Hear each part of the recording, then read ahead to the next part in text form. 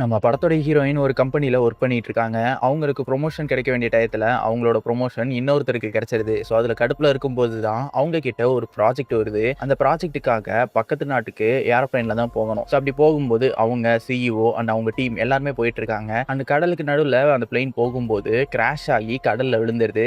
அதுலேருந்து தப்பிச்சது 2 பேர் தான். ஒண்ணு நம்ம ஹீரோயின், இன்னொன்னு அந்த கம்பெனியோட சிஇஓ. இவங்க 2 பேருமே பக்கத்துல இருக்கிற தீவுல வந்து லேண்ட் ஆயிடுறாங்க. இதுக்கப்புறம் இவங்களே எதிர்பார்க்காம இவங்களுக்கு நடந்த அடுத்தடுத்த சம்பவங்கள் தான் இந்த படத்தோட கதையே. இந்த படத்தோட பேரு சென்ட் ஹெல்ப். ஒரு வேற லெவல் சர்வைவல் த்ரில்லர் படமா இருக்க போது. கண்டிப்பா இந்த மாதிரி ஒரு ட்விஸ்ட் எல்லாம் நீங்க எதிர்பார்த்திருக்கவே மாட்டீங்க. ஸோ இந்த படத்தை பார்க்கறதுக்கு முன்னாடி நான் உங்ககிட்ட கேட்குற ஒரே விஷயம், இந்த வீடியோக்கு ஒரு லைக் பண்ணிட்டு நம்ம சேனலை சப்ஸ்கிரைப் பண்ணிக்கோங்க. அப்பனா தான் நான் போடக்கூடிய டிஃப்ரெண்டான மூவிஸ் உங்களை வந்து சேரும். வாங்க இப்போ கதைக்குள்ள போலாம். படத்தோட ஸ்டார்டிங்கில் நம்ம ஹீரோயின் லிண்டாவை காமிக்கிறாங்க. அவங்க கூடயே ஒர்க் பண்ணுற டோலமன் அப்படின்ற அவங்களோட அசிஸ்டண்ட்டையும் காட்டுறாங்க. 2 பேரும் ஒர்க் பண்ணிட்டு இருக்காங்க. இவங்களில் இந்த டோனவனுக்கு வெறும் 6 மாதம் தான் எக்ஸ்பீரியன்ஸு. ஆனால் நம்ம ஹீரோயின் பார்த்தீங்கன்னா வருஷக்கணக்காக இங்கே தான் ஒர்க் பண்ணிகிட்டு இருப்பாங்க. ஸோ அவங்க இப்போ போயிட்டு அங்கே இருக்கிற எல்லாருக்கிட்டையுமே எனக்கு ப்ரொமோஷன் கிடைக்க போகுது அப்படின்ற மாதிரி ஹாப்பியாக சொல்லிகிட்டு இருக்காங்க. ஆனால் அங்கே இருக்கிற எல்லாருமே அதை வந்து வினோதமாக பார்க்குறாங்க. என்னன்னு பார்த்தீங்கன்னா நம்ம லிண்டாவுக்கு எல்லாருக்கிட்டையும் பேச பிடிக்கும். So jolly type. ஸோ அதனால அவங்க உள்ளே இருக்கிறத எல்லாத்தையுமே அப்படியே வெளியே சொல்லிடுவாங்க.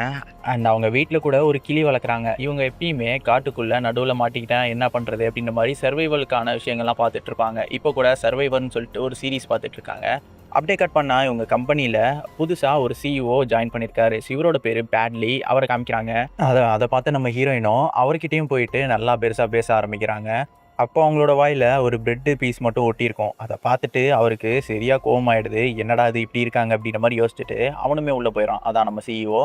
அந்த இடத்துக்கு பார்த்தீங்கன்னா அந்த கம்பெனியோட ஒரு ஸ்டாஃப் அவர் உள்ளே வந்துட்டு இந்த மாதிரி அவங்க நம்ம கம்பெனிக்கு ரொம்பவே முக்கியமான ஆள். அவங்க கிட்டத்தட்ட 7 வருஷம் நம்ம கம்பெனிக்காக ஒர்க் பண்ணியிருக்காங்க. ப்ரொமோஷன் கூட கொடுக்க போகிறோம் மேனேஜரா அப்படின்னு மாதிரி சொன்னோன்னே நம்ம சிஇஓக்கு கடுப்பாயிடுது. இந்த பொண்ணை போய் ப்ரொமோஷன் ஆக்கணுமா அப்படின்னா நான் அந்த வேலைக்கே வரமாட்டேன் அப்படின்னு மாதிரி சொல்லிட்டு அந்த டோனவன் பையன் இருக்கான்ல அவனை ஆக்கிடுங்க அப்படின்னு மாதிரி சொல்லிடுறான். இவருக்கும் இங்கே பாருங்கள் அவன் 6 மாதம் தான் எக்ஸ்பீரியன்ஸு, அவனை எப்படி ஆக்குறது அப்படின்னு மாதிரி கேட்குறாங்க. அதெல்லாம் கிடையாது, அவனை தான் நீங்கள் ஆக்கணும் அப்படின்னு மாதிரி சொன்னோன்னே இந்த விஷயம் தீ மாதிரி அந்த ஆஃபீஸில் இருக்க எல்லாருக்குமே பரவ ஆரம்பிக்குது. அப்படியே நம்ம ஹீரோயின் காதுக்கும் போக ஹீரோயின் கடுப்புல இங்க வந்துட்டு அந்த சிஇஓ கிட்ட இங்க பாருங்க எதுக்காக இப்படி பண்ணீங்க, எனக்கு எக்ஸ்பீரியன்ஸ் இல்லையா, நான் மீட்டிங்ல நல்லா பண்ணலையா அப்படின்ற மாதிரி கேட்க அதுக்கு அவரு அப்படிலாம் கிடையாது, நீ ஒழுங்கா பேசக்கூட மாட்டேங்கிற, இங்க வந்தோடனே எல்லார்கிட்டையுமே வலிஞ்சு பேசுற அண்ட் நீட்டா வாயை கூட துடைக்காம இருக்க, ஸோ அதனாலேயே எனக்கு அது பிடிக்கல அப்படின்னு மாதிரி சொல்றாரு. அப்போ நம்ம ஹீரோ அதான் சிஇஓவோட கேர்ள் ஃப்ரெண்ட் அங்கே வரா. ஸோ அவளை பார்த்தோடனே இப்போ நம்ம ஹீரோயின் கிட்ட இங்க பாரு பேங்காக்ல ஒரு மீட்டிங் இருக்கு, ஸோ அந்த மீட்டிங்ல வச்சு உன்னை டெஸ்ட் பண்றேன், அதுல நீ நல்லா பண்ணிட்ட அப்படின்னா அதுக்கப்புறம் நான் யோசிக்கிறேன் அப்படின்னு மாதிரி சொல்றாரு. ஆனால் நம்ம ஹீரோயின் ரொம்பவே சோகத்தோட அங்கிருந்து அப்படியே கார் எடுத்துட்டு கிளம்புறாங்க. என்ன பண்றது, நம்ம ஹீரோயினை அவர் கலாச்சி விட்டார்ல, அதுல ஒரு சோகம் இருக்கும்ல, அதுக்காக தான் அப்படி. இப்போ ஒரு வழியா பேங்காக்கு போக வேண்டிய நாளும் வந்துடுது. நம்ம ஹீரோயினும் ரொம்பவே சந்தோஷத்தோட போறாங்க. அங்க அந்த சிஇஓ அண்ட் அவங்க கூட இருக்கிற அந்த டீம்மேட்ஸ் கூட நல்லாவே பேசுறாங்க. பட் அவங்க வந்து இன்னமும் வினோதமாக தான் பார்த்துட்டு இருக்காங்க. இப்போ அந்த பிளெயின்ல போயிட்டு இருக்கும்போது கூட நம்ம ஹீரோயினோட வீடியோஸ் இருக்கும், சர்வைவர் அவங்க பார்த்த லிஸ்ட் எல்லாத்தையுமே போட்டிருப்பாங்க. அதெல்லாம் பார்த்து இவனுங்க கலாச்சி சிரிச்சிட்டு இருக்காங்க. இதை பார்த்து நம்ம ஹீரோயின் கடுப்பாயிட்டு அவ சேவ் பண்ண வந்து அந்த ப்ராஜெக்ட் டாக்குமெண்ட்டையே டோன்ட் சேவ் கொடுத்துட்றா. அப்போ டக்குன்னு பிளெயின் பார்த்தீங்கன்னா ஆட ஆரம்பிக்குது. எல்லாரும் சீட் பெல்ட் போட்டுக்கோங்க, நம்ம பிளெயினில் ஒரு ஆபத்து அப்படின்ற மாதிரி அங்கே இருக்கிற ஹேர் ஹோஸ்டர்ஸ் வந்து இவங்ககிட்ட எல்லாமே சொல்கிறாங்க. நம்ம ஹீரோயின் மொதல் சீட் பெல்ட் எடுத்து மாட்டிக்கிறா. ஆனால் மற்றவங்க எல்லாருமே கலாய்க்கிறாங்க, பயந்தாங்கொழி தான் சீட் பெல்ட் போடுவாங்க அப்படின்னு சொல்லிட்டு இருக்கும்போது டக்குன்னு அந்த பிளெயின் வந்து ரொம்பவே ஆடுது. அதில் எல்லாரும் மேலே கீழே நடிச்சு பிளெயினோடைய ஒரு பகுதி பார்த்தீங்கன்னா உடஞ்சி போயிடுது. அது வழியாக வெளியே காற்றுல இழுத்துட்டு இருக்கு. இவங்க எல்லாருமே வெளியே விழுக போகிறாங்க. அந்த டைம் நம்ம ஹீரோயினோட காலை பிடிச்சிக்கிறான் அசிஸ்டன்ட்டு. அப்படியே அவனோட காலை இவங்க எல்லாருமே பிடிச்சிட்டு தொங்கிட்டு இருக்காங்க.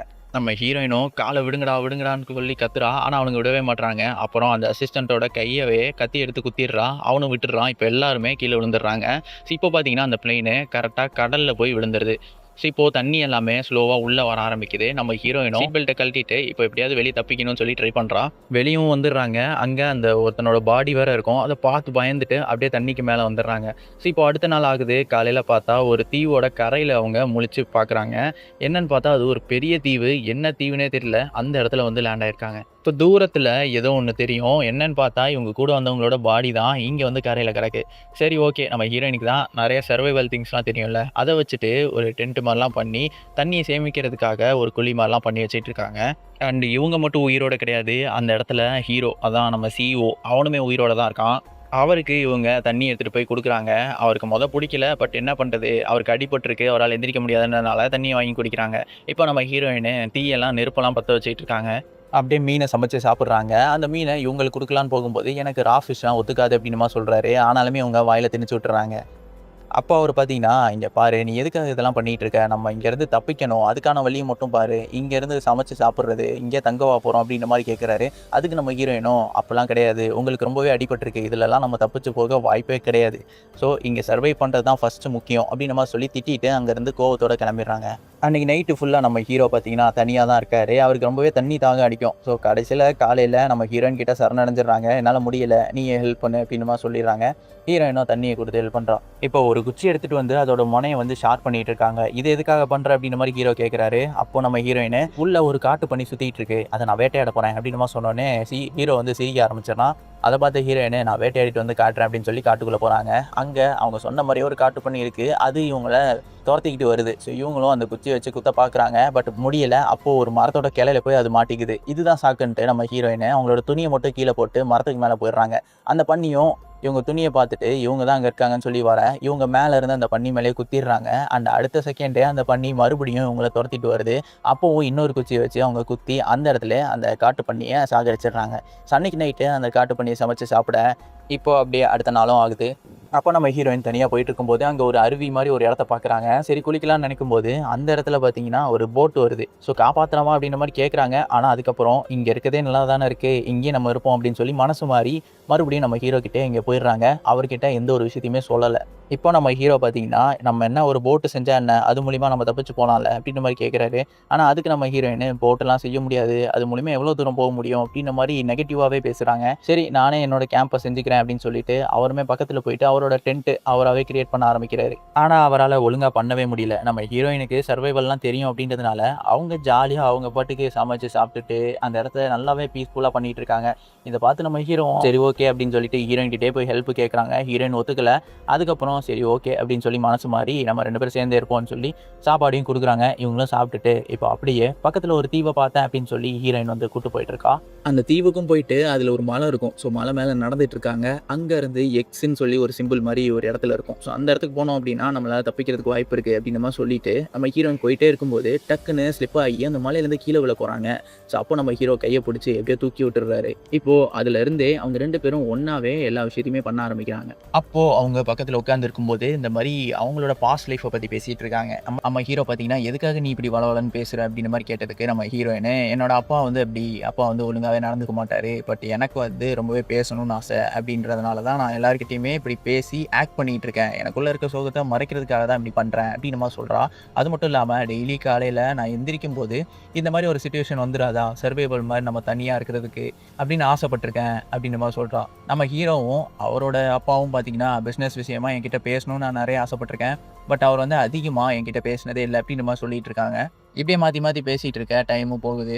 இப்போ அடுத்த நாள் காலையில நம்ம ஹீரோயின் எந்திரிச்சு பார்க்குறாங்க. ஏதோ ஒண்ணு கெட்டதா நடக்க போகுது அப்படின்ற மாரி நெனைக்கும் போதே, அந்த இடத்துல ஒரு பெரிய புயல் வருது. ஸோ அதுல இவங்க கட்டின டென்ட் எல்லாமே பறந்து போகுது.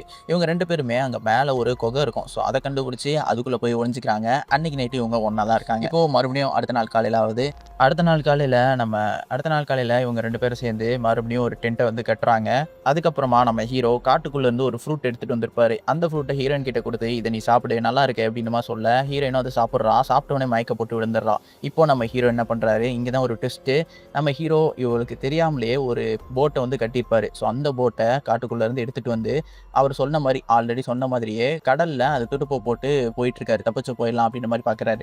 ஆனா அந்த டைமு அந்த கடல்ல பார்த்தீங்கன்னா, அலை பெருசா வந்து இவங்களோட போட்டே கவுந்துடுது. நம்ம ஹீரோவும் ஒண்ணும் பண்ண முடியாம அப்படியே மயங்கி விழுந்துடுறாரு. இப்போ கண் முழிச்சு பார்த்தா, இவங்கள வந்து நம்ம ஹீரோயின காப்பாத்தி கொண்டு வராங்க. நேத்து நைட் என்ன நடந்துச்சு அப்படின்றத யோசிச்சு கூட பார்க்க முடியாத நிலைமையில நம்ம ஹீரோ உட்கார்ந்துட்டு இருக்காரு. என்னன்னு பார்த்தா, அவர் ஒரு ஆக்டோபஸ் வந்து கடிச்சிருக்கும். ஸோ அதுல ஷாக்ல அப்படியே உட்கார்ந்திருப்பாரு. நம்ம ஹீரோயினும் அவங்கள பார்த்து, "இங்க பாருங்க, நான் உங்களுக்கு ஒரு ட்ரீட்மெண்ட் பண்ண போறேன். அது ரொம்ப வலிக்கும்." அப்படின்ற மாரி சொல்லிட்டு கத்திய வந்து ரொம்பவே ஹீட் பண்றா. ஹீட் பண்ணிட்டு அத எடுத்து அவ கால்ல, அதான் ஹீரோவோட கால்ல என்னத்தையோ வெட்டுற மாரி இருக்கு. நம்ம ஹீரோ பார்த்தீங்கன்னா, கால தான் அறுக்குறா அப்படின்ற மாரி நெனச்சுக்கிட்டு இருக்காரு. பார்த்தா அது உள்ள ஏதோ ஒண்ணு இருந்திருக்கு. அத தான் அறுத்து எடுத்திருக்கா. ஸோ அப்போ நம்ம ஹீரோ பக்கத்துல வந்துட்டு, "இதுக்கப்புறம் நீ இங்கேருந்து தப்பிச்சு போக ட்ரை பண்ணாத." அப்படின்ற மாரி சொல்றான்.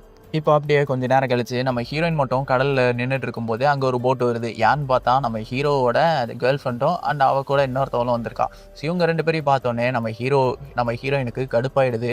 ஆனாலுமே அவ ஆக்ட் பண்ண ஆரம்பிக்கிறா. "வாங்க நான் ஹீரோ இருக்க இடத்துக்கு கூட்டு போறேன்" அப்படின்னு மாரி சொல்லி இவங்க 2 பேத்தையும் அந்த மலைக்கு மேல இருக்கும்ல, ஸோ அந்த இடத்துக்கு கூட்டு போயிட்டு இருக்கா. ஸோ அங்க ஒரு பள்ளம் மாரி இருக்கும். அந்த இடத்துக்கு கூட்டு போயிட்டு தள்ளி விட்டுர்றா நம்ம ஹீரோவோட கேர்ள் ஃப்ரெண்ட.